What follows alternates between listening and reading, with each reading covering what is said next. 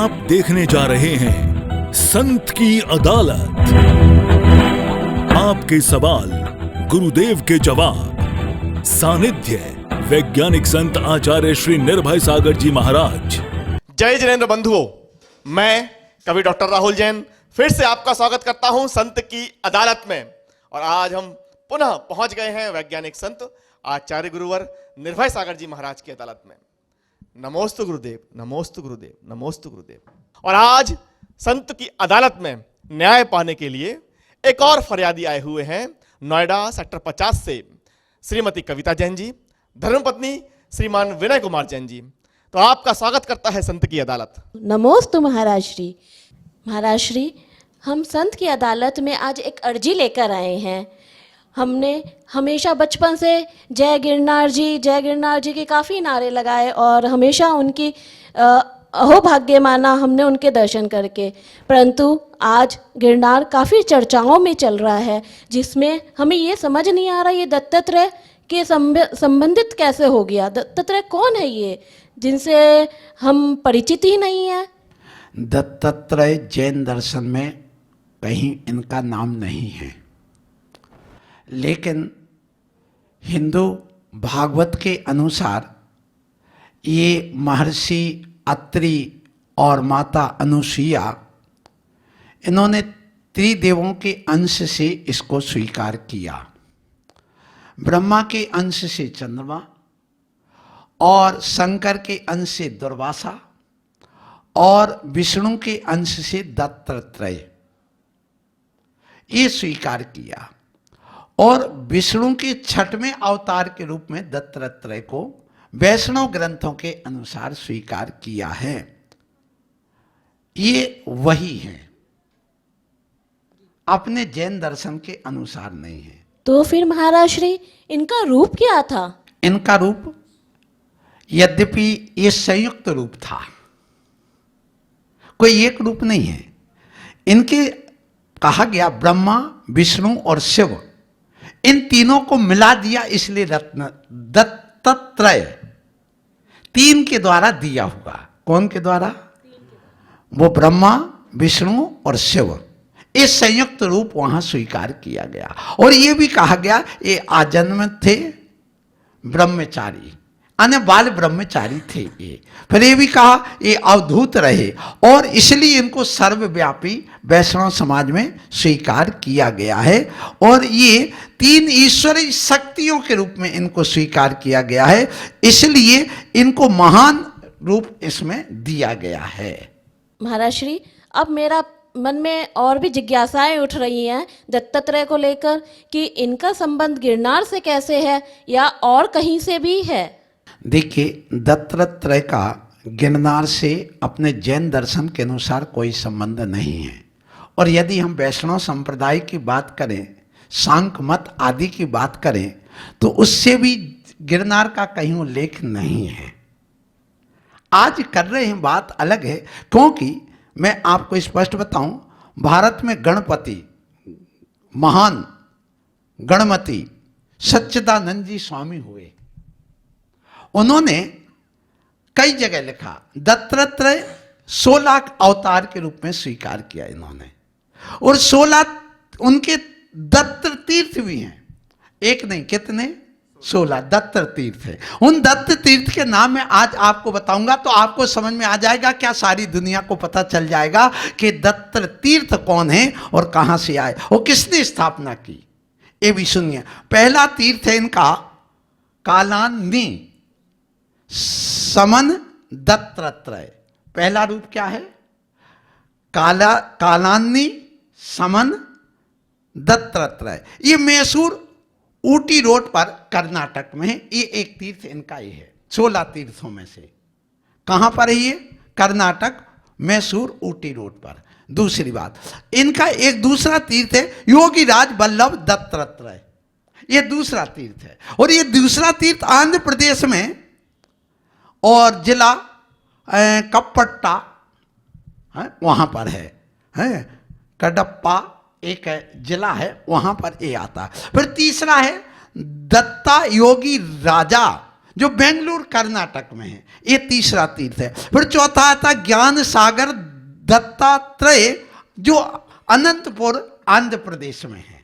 फिर बात आती है पांचवा जो इनका तीर्थ है श्याम कमला लोचन तीर्थ है, ये भी कहाँ अनंतपुर और वो आंध्र प्रदेश में आता है। फिर इसके बाद अत्रि वरद दत्तात्रेय, ये जो है ये मछलीपट्टन जिला कृष्णा आंध्र प्रदेश में ये भी तीर्थ है यहाँ पर। फिर इसके बाद में आता है संस्कार हिना शिव रूपा, ये भी जय लक्ष्मीपुरम जिला अनंतपुर आंध्र प्रदेश में ये भी तीर्थ आता है। फिर उसके बाद में आदि गुरु दत्तात्रेय, ये चेन्नई बेल्लारी जो तमिलनाडु में वहाँ पर ये भी तीर्थ उनका है। फिर इसके बाद आते हैं नौमा दिगंबर दत्तात्रेय, ये दिगंबर दत्तात्रेय ये ऋषिकेश उत्तरांचल में है, वो वहाँ पर भी नहीं। फिर इस चलिए 10वां जो तीर्थ है विश्वंभर धूता, ये जो है ना अकी बिंदु पश्चिम गोदावरी आंध्र प्रदेश में ये भी तीर्थ वहाँ पर है।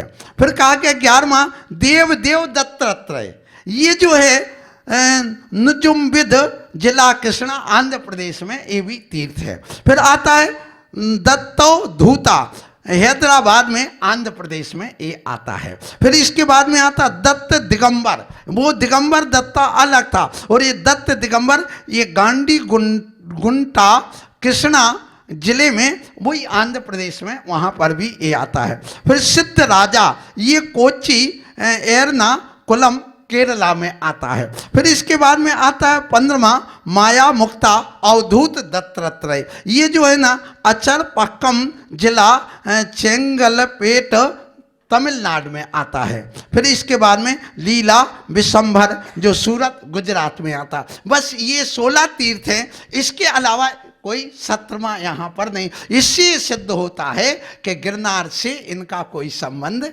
नहीं है। हाँ, यदि वहाँ पूजा अर्चना चलती हो उनका कोई होगा, हम किसी के लिए रोक नहीं रहे, हम ये नहीं कह रहे कि नहीं कोई बात नहीं, हमारा उनसे कोई द्वेष नहीं है। हम सनातन की बात करते हैं, हम भी सनातन की बात करते हैं, हम भी अपने आप को सनातनी मानते क्योंकि हम भी अनादि काल से चले आ रहे हैं। वो भी अपने आप को सनातनी मान रहे क्योंकि भारत देश में 2 संस्कृति, एक श्रवण संस्कृति और एक वैदिक संस्कृति, और ये प्रवाहमान से गंगा और सिंधु की तरह एक साथ गंगा जमुना की तरह एक साथ बहती चली आई हैं। इसलिए इसमें अपन को कोई विवाद ना करके मैं सिर्फ इतना बताना चाह रहा हूं कि ये 16 तीर्थ है और इसमें गिरनार का कहीं नाम नहीं है। महाराज श्री, तो अभी वहाँ पर जो प्रतिमा विराजमान है, हम इतने बार गिरनार यात्रा किए तो वहाँ पे तो पहले प्रतिमा दिखी नहीं थी, तो ये प्रतिमा कैसे आई और वो कब विराजमान हुई? देखिए, मैं ज़्यादा पहली बात तो नहीं कह सकता हूँ। मैं आचार्य गुरुवर विद्यासागर जी महाराज के साथ सन 1997 में आचार्य गुरुवर विद्यासागर जी महाराज के साथ गिरनार की यात्रा में गया था। तब वहाँ कोई मूर्ति नहीं थी, बस इतना था, वहाँ चरण थे, छोटी सी जगह, कोई ज़्यादा नहीं, 10 बाई 10 की वो पहाड़ी टोंग होगी और बीचों बीच वहाँ पर एक चरण बने होंगे, वहाँ पर एक पंडा बैठा थे, पंडा, और वहाँ पर फूल चढ़े थे। बराबर आचार्य श्री ने वहाँ पर नमन किया, हमने भी किया। उसके पीछे साइड में एक प्रतिमा उकरी थी, दिगंबर प्रतिमा, वो हमने देखी है। और इसके बाद में ये कब कैसी आई है, तो ये जब यहाँ पर ये अभी 2-3 साल पहले, एग्जैक्ट तो नहीं बता सकता हूँ, 2-3 साल पहले ही जब स्टे लगा हुआ था, जब ये केस चल रहे थे, तब उस समय जब ये कोरोना का काल आ गया था, उस बीच में वहाँ जा कर के रखी गई। ये मुझे जानकारी, परफेक्ट मुझे इसकी जानकारी नहीं है, पर ये अभी अर्वाचीन अभी ला करके रखी गई। पहले वहाँ कोई दत्तात्रेय की मूर्ति नहीं थी, बस इतना है। और वो कैसे आई, कहाँ लाए, कौन लाया, ये मैं कुछ इतिहास नहीं जानता हूँ और ना मैं किसी प्रकार से उनसे द्वेष भावना रखता हूँ। सामंजस्य ले करके चलना चाहिए। महाराज श्री, इनके और भी कोई तीर्थ हैं दत्तात्रेय के नाम से, या गिरनार जी को ही इन्होंने अपना तीर्थ मान लिया है? हाँ, 2 तीर्थ और हैं। जो इतिहास में इनके मिलते हैं। एक तो है ए दत्ता काशी, जो कि बेंगलोर कर्नाटक में है। दूसरा एक और है बी दत्ता रामेश्वर, जो कि मछलीपट्टनम आंध्र प्रदेश में है। ऐसे 2 तीर्थ और हैं। और इसके अलावा हमें जो इतिहास खोज के आए हैं तो वो हमें नहीं मिले। उनके पास कोई हो तो मैं जानता नहीं, जितनी मुझे जानकारी उतनी बताई है। हो सकता है इनकी और भी जानकारी हो, लेकिन मैंने जो अभी तक जानकारी ली है वो मुझे इतनी ही प्राप्त हुई है। महाराज श्री, अब तो जिज्ञासाओं पे जिज्ञासाएं बढ़ती ही जा रही हैं। हमें अपने प्रश्न ऐसे उभर कर और आ रहे हैं, कुछ समझ ही नहीं आ रहा कि फिर इनका हुआ क्या ये मोक्ष गए हैं या 3 से मिले हैं, ये तो हमें समझ में आया, लेकिन आगे इनका क्या हुआ, इसकी जानकारी हमें दीजिए महाराज श्री प्लीज। ये दत्तात्रेय मैंने आपको बताया कि ब्रह्मा, विष्णु और शिव, इन 3 का संयुक्त रूप है और संयुक्त रूप अंश अंश मिलकर के बना, ये स्वीकार किया गया। फिर इसके अलावा जब वो अपने जीवन में, उनकी शादी भी हुई, उनकी पत्नी का भी नाम आता है, क्या है वो मुझे पता नहीं, लेकिन अंत में उनका ये होगा कि उनकी जो जल समाधि हुई, वो नदी में गए थे और वहीं पर वो गए तो निकल करके आए ही नहीं, तो जल समाधि हो गई थी। ये उनके इतिहास में अंत में ये हुआ है। पर बीच में उनके शिष्य भी रहे, उनके गुरु भी रहे, क्या कैसे रहे तो वो बात अलग है। सिर्फ इतना है कि उनकी जल में समाधि हुई, इतना उनका इतिहास मिलता है। तो महाराज जी फिर उनके गुरु कौन थे? देखिए उनके 24 गुरु थे, 1-2 नहीं, कितने? 24। देखिए पृथ्वी, सूर्य, वायु, समुद्र, आकाश, अग्नि, चंद्रमा, कुंवारी, कन्या आदि, कितने सूर्य गुरु थे? 24 गुरु थे, 1-2 नहीं। उनके गुरु का इतिहास ये मिलता है और ये स्वीकार वहां पर किया गया। अब ये पृथ्वी को गुरु है, सूर्य को गुरु, उन्होंने वायु को गुरु, समुद्र को गुरु, आकाश को गुरु, कुछ पशु पक्षियों को भी गुरु वहां पर माना गया है उन 24 गुरुओं में। अब जैसे महाराज श्री आपने बताया कि उनके गुरु थे, अब गुरु हैं तो अवश्य शिष्य भी ही होंगे, शिष्य के बिना गुरु कैसा? तो अब हमारी शंका का समाधान कीजिए, उनके शिष्य कौन थे? उनके शिष्य 3 थे जो इतिहास में मिलता है। एक तो योद्धा जाति के 2 और एक असुर जाति के 1 शिष्य, ऐसे उनके 3 शिष्य मिलते हैं। और कहीं कहीं परशुराम का भी गुरु शिष्य का संबंध मिलता है। अब वो परशुराम का गुरु शिष्य के रूप में कैसा संबंध है वो ही बता सकेंगे जो दत्तात्रेय को पूजते हैं, पर मैं इतना उसका ज्ञान नहीं रखता हूँ। पर इतना अवश्य है कि ये भी एक वैष्णव समाज के अनुसार आदर्श महापुरुष, शक्ति 3 शक्तियाँ विद्यमान नहीं, इसलिए इनको मानने वाले खासकर आंध्र प्रदेश में वहाँ पर जय दत्तात्रेय की बहुत वहाँ पर नारे लगते। मैं भी जब कर्नाटक में गया था यात्रा करने के लिए, तब भी वहाँ पर कई लोग ऐसे मिले मुझे, तो ये वहाँ पर हैं। लेकिन ये अभी कुछ दिन से गेट भी बन गया, वो अपना जो पहले नहीं था, अब वो दत्तात्रेय के नाम से गिरनार में गेट बन गया